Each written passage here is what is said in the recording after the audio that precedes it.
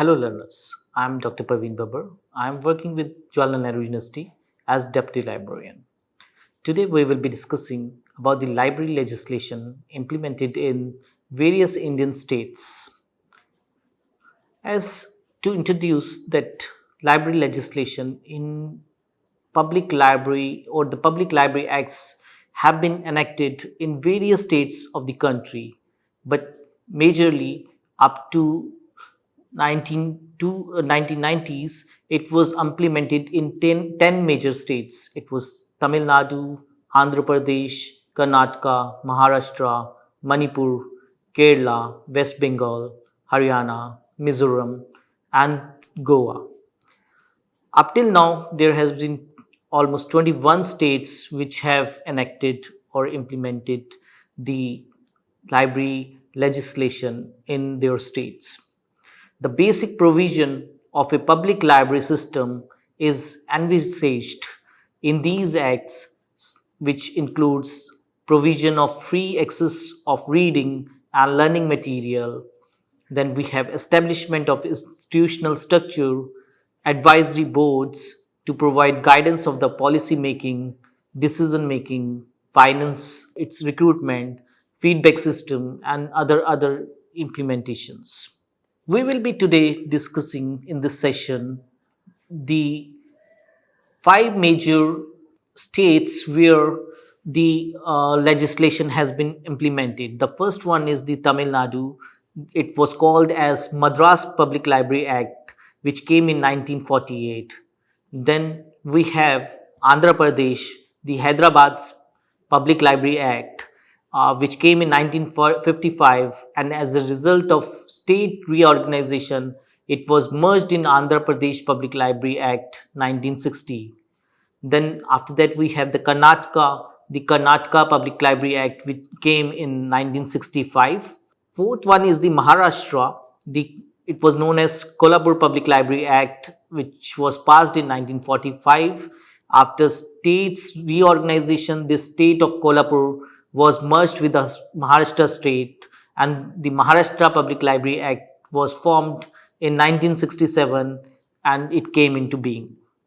Finally, we will be also discussing in this session the West Bengal Public Library Act, which came in 1979. So the first act which we'll be discussing is about the Madras Public Libraries Act of 1948, and it was first of its kind in the independent India.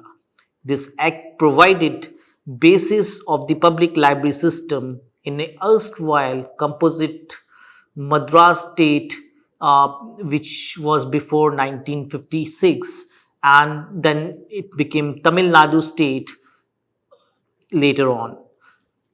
The silent features of this act were that the act facilitates the establishment of the public libraries in the state.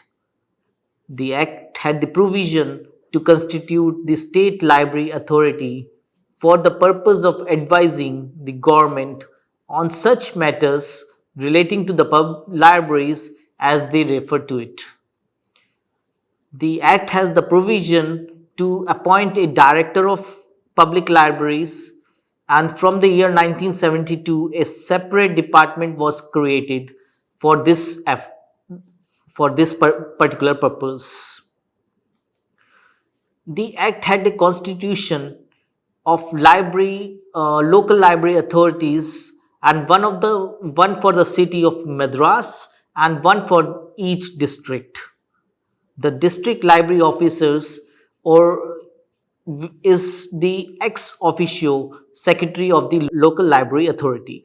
Each local library authority was provisioned to levy the library cess in the form of the surcharge on the property tax or house tax at the rate of 5 paise per rupee that was defined under this Madras Public Library Act. The government gave each local library authority except the Madras a matching grant of the amount of the library cess collected. In addition to this, the Connemara Public Library of Madras was treated as the state central library under the Tamil Nadu. And there was a declaration that the libraries are eligible for government aid all over.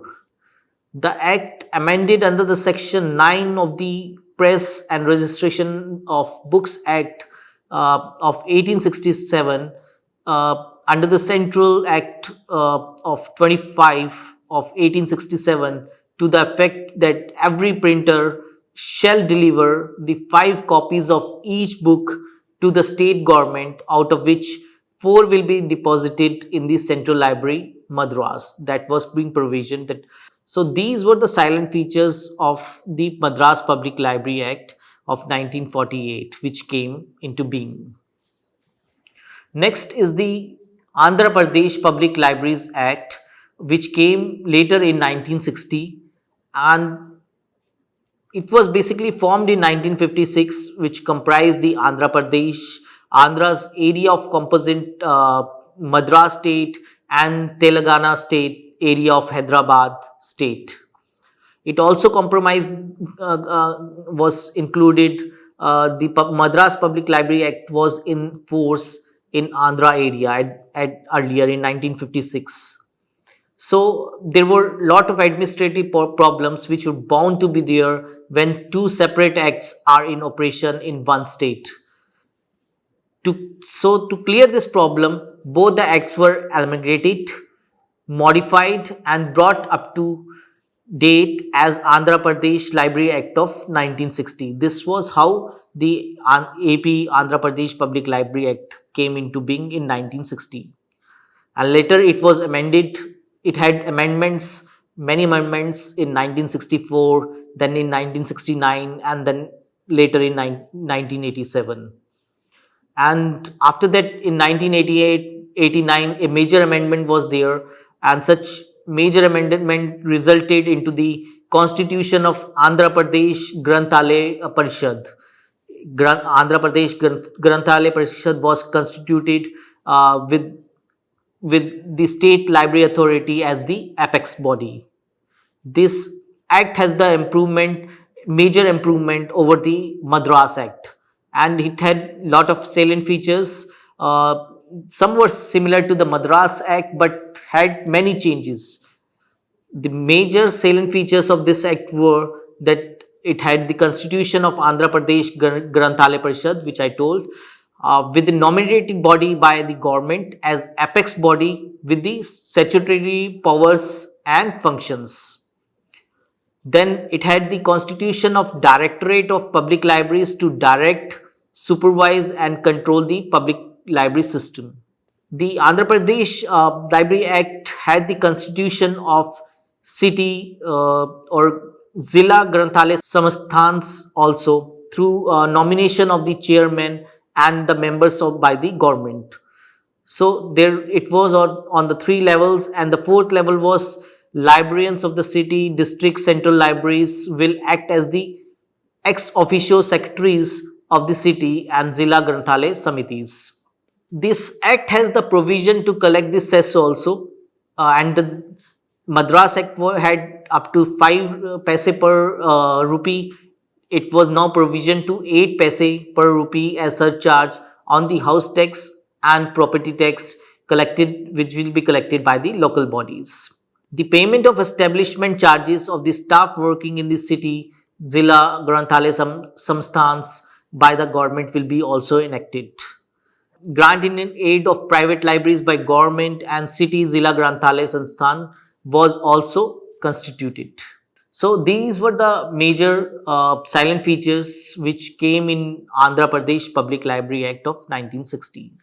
Moving ahead to the Karnataka Public Library Act of 1965, the Karnataka Act was one of the good acts so far enacted, paved the way for the statewide network of the public libraries in the Karnataka state. It comprised of the areas from Bombay, Karnataka, Kanikata area. At that time it was known as Bombay Kanikata area, which is also known as the old Mysore area, then Hyderabad Karnataka area, Madras Karnataka area, and Korg area. These were all comprised of the Karnataka Public Library Act. The silent features of the Act, this Karnataka Public Library Act, were that it provisioned for a state library and the authority in the form of the corporate body with ministry in charge of education will be the chairman. The members are drawn from different segments of the society in this act. And there was a provision for creating an independent department of public libraries with a professional as its head. So it had provisioned that a department of public libraries will be working independently with the professionals. This was a major thing, that it provisioned that the establishment of state central library at the apex of the public library system in the Karnataka state. The act also constituted for the local library authorities for the cities and districts. It also provisioned for setting up the advisory committee for branch and village library services, and there was provision being kept for the centralized technical processing, which was not earlier there in other acts. So it has another provision of centralized technical processing, provision of technical centralized units like copyright collection of the state library for the blind, state bibliographical bureau. So these components were added in this act to make further enhancement. The provision of the levy of the library cess, which is there in all other acts also, was in the form of the surcharge on all possible taxable units of the state revenue. So they broadened their aspect and they provisioned to all possible taxable units of the state revenues. The district library authority will get the annual grant from the state government and 3% of the land revenue it had. Also provision for the creation of the state library service, bestowing upon its employees for the benefit and the privileges as are available in other state government servants. So the provision was made for having the government employees under the state library service board. So these were the salient features the Karnataka Library Act had. Moving ahead to the Maharashtra Public Library Act of 1967, it was constituted with the three areas of Western Maharashtra, Marathwada, Vidarbha, and by eliminating the princely states like Kolhapur in the year of 1960. Even though there were efforts for the library legislation from 1940s onward in Maharashtra, it could not succeed up to the year 1967. It enacted the main silent features of this act were that, similar to other features, that it had the constitution of state library council by the government. Minister of Education shall be the ex officio president of the council. The council will advise the state government on all matters connected with the amendment of this act. The act has the constitution of a separate department of libraries and the appointment of professional as its director. That was also provisioned. Then it has the establishment of state central library as a divisional library for each division was also being provisioned in this act of Maharashtra. The Maharashtra Public Library Act had the constitution of a district library committee for every district. The chairman and the education committee of the Zilla Parishad functioning in the district will be the ex officio president of the committee that was being formulated. And in case of the committee of a greater Bombay, the chairman of the education committee of the the municipal corporation shall be the ex officio president of the committee. It also provisioned for the establishment of Maharashtra State Library Service and to treat all the members of such service as the government servants. So we can see that all the acts have made the members, the employees as the government servants under all available acts. There was a difference in this act that there was no library cess. The government shall contribute to the library fund. It was provision that the government will fund the will provide the library fund every year. A sum of not less than 25 lakh rupees was provisioned under the act. The government may give the special grants to library funds as and when required. Grant in aid to public libraries organize the voluntary organizations. That was also provision that voluntary organizations can also grant to the public libraries voluntarily. So these were the salient features of the Madras, the Maharashtra Public Library Act of 1967. Moving ahead, next Library Act was instituted in 1979, known as the West Bengal Libraries Act. There had been a gap of almost a decade when a Library Act came. As we can see, the earlier Library Act came in 1967 and the West Bengal Library Act came in 1979. It was more and more replica of Madras Act only. But the unique features of the Act, there was a conscious absenceness of the library cess in it. The state government will be meeting the expenses on the maintenance of libraries from the exchequer. In fact, the Maharashtra Library Act also didn't have the provisions, but it was, consciously made the library cess absence in this particular act. And as I told, the salient features were somehow different, and these included that the constitution of a state library council with Minister of Charge of Library Service as its chairman for advising the government on the matters of the public library system was provisioned. Then the representative from the employees of the libraries will be the member in the state library council. That was also provisioned. The act had a constitution of a department of libraries to supervise and direct the matters of public.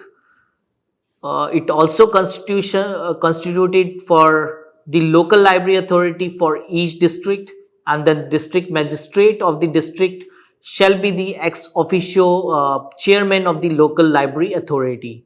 That was provisioned. Then there was a provision for constitution of executive council for local library authority, which is LLA. The government was empowered to appoint district library officers and district librarians in the district. The government, after constitution, with the consultation with the authority, provision was made that to place the district libraries in charge of as the district librarians. These district librarians shall manage all the library affairs subject to the control of the authority. The financial management for local libraries by the local library authority was provisioned. To augment the funding position, the contribution from gifts and other income from endowments were being taken. Grants from the government for central maintenance of libraries for any special purpose was also provisioned. The amount of collected from local library authorities under the act or the rules were made. The act provides the funds by the state government in the form of annual grants to local library authorities was provisioned under this act. So these were the major 5 acts being available after the independence.